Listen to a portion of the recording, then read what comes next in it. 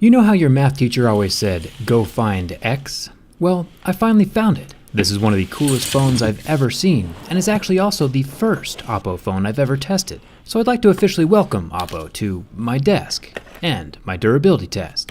I've performed these tests on over 100 different phones, mostly flagships. I'm not sure the exact number, it's just probably bordering insanity at this point.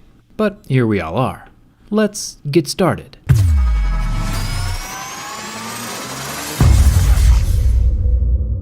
The cool thing about this phone is the motorized cameras, not just the front camera like the Vivo Next phone I reviewed and made clear. This Oppo Find X has a whole motorized top section that contains all the front sensors, earpiece, and front and rear cameras. It's a pretty hefty load up top, banking on that motor never failing or getting stuck. If that motor ever jams or stops working, no more cameras for you. The motor itself seems okay so far. If I pull the top out of the phone body while the camera app is not open, it'll just pull itself right back inside. Kind of fights with you for a little bit. When the camera app is open though, and the top is fully extended, the whole contraption has a little bit more play than I expected, jiggling back and forth, front and back, just kind of moving all over. Not near as solid as the Vivo Next. Wiggle room is a bad thing. Wiggle room means there is space for stuff to get caught down inside the moving parts. Pocket lint is called pocket lint because every pocket has it, and gunk accumulates in your pockets. It's not a good thing for a phone with moving parts. The Find X does come with a high-quality screen protector, which is nice of them. Any protection is good protection, especially when the phone is so expensive. The back glass has no protective layer, but that's pretty normal. Let's jump into the scratch test. As always, this Mohs scale of hardness has different materials on the tip of each tool to tell the difference between different minerals. Plastic would be a level 3, glass a level 6, and sapphire would be an 8 or a 9, with diamonds following at a level 10. Here we see marks at a 6 with deeper grooves at a level 7. Pretty normal for a flagship. This Find X is using Gorilla Glass 5. Gorilla Glass 6 just got announced. That'll be fun to check out in the future. There's not a whole lot more to test here on the front of the phone. It's pretty much all screen with no visible cameras, or sensors, or even buttons on the glass. Just one super good looking wall-to-wall, no-notch display. Thumbs up for that. The sides of the phone are metal, which does provide a sense of solidity. Metal is included on the power button as well.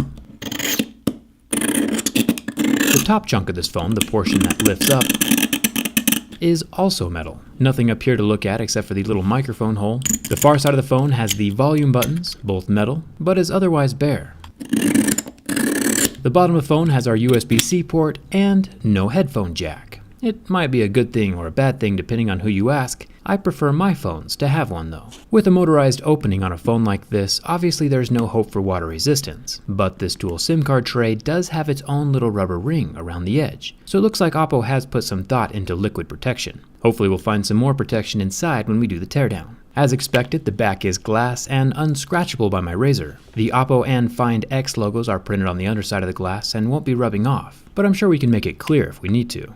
Let's get a closer look at the motorized bits.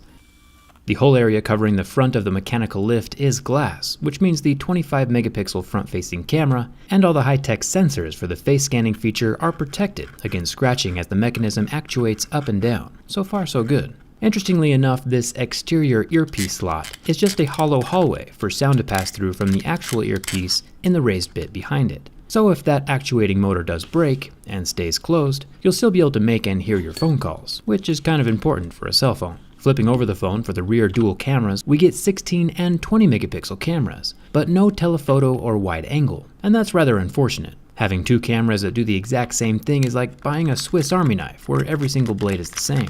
If you have a spot for multiple cameras, they should accomplish different things. That's my opinion. You might be thinking to yourself, hey yo Jerry, you didn't scratch the fingerprint scanner. And you're right, there is no fingerprint scanner on this phone, which feels kinda strange on a 2018 flagship, but Oppo has some major confidence in their facial recognition system, and they did not include the fingerprint scanner this time around. Now for the burn test. Seems only fitting to start this fire right on the weather app, since it's so hot outside and only getting hotter. The 6.4-inch 1080p display is AMOLED, and after 14 seconds, we got proof of that with the rather nice white burn mark in the center of the screen. That never recovers. LCDs usually recover, but AMOLEDs burn white and stay that way. Now for the bin test. Bin tests are important because they show how structurally sound a phone is, and gives us a general idea of how well it'll hold up over time, with accidental abuse. Remember, I've tested over 100 phones, and the vast majority of the phones I test survive, even the previous motorized Vivo necks. Commencing the bend on the Oppo Find X, I instantly knew something was wrong with this phone. It bent way too far, and never locked out or stopped bending like most phones do. Some parts of the phone can handle the flex, like the metal frame, but one thing that can't handle the flexing is the rigid and brittle AMOLED display panel. That display underneath the glass cracks, rendering the screen pretty useless since the colors now have a mind of their own. The back panel starts lifting off and both the front and rear glass shatter into oblivion. You might be thinking, yeah, of course it broke, you just bent it in half. But keep in mind that over 90% of the phones I get my hands on are strong enough to withstand this exact same abuse, and go on to live long, happy lives, until I harvest their organs for parts. You know how it is.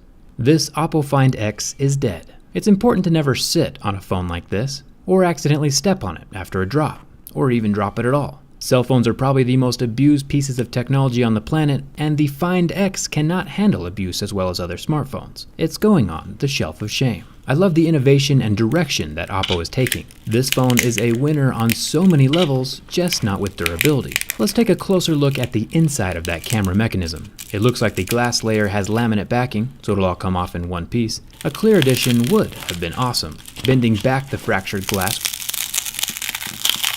we get our first look inside of the phone. One singular stepper motor with the same lead screw technology we saw in the Find X, except for this lead screw is pushing up way more weight and is not as stable, and also has a much more valuable payload since literally every sensor in the phone depends on that little motor lasting for years. I have my doubts. It's putting a lot of trust in something that's wiggly and jiggly. My intention here is to not crush Oppo into oblivion. Innovation like this is pretty much the coolest thing ever, and Oppo's doing a fantastic job of leading the market in the direction it should be headed. The phone looks awesome, but hopefully their next phone is just a bit more durable. I'll be pulling glass out of my fingers for the next week. Pulling off the rest of the back glass reveals our weak point in the frame. There's not a whole lot of metal in here keeping things together, and pretty much nothing structural at all between the battery and the motherboard, which is the weakest point in the phone. It's pretty much the same thing we saw in the Nexus 6P back in the day. Now, Oppo does include a case in the box, so if you do own this phone, slap that on as soon as possible. Any protection helps. The phones released this year have been awesome. The bezel-less high-tech motorized phones like the Find X are great. But in the mathematical quest for the perfect durable smartphone, the Find X is the equivalent of texting your ex. Just don't. Hit that subscribe button to be notified about future durability tests, and come hang out with me on Instagram and Twitter. Thanks a ton for watching, and I'll see you around.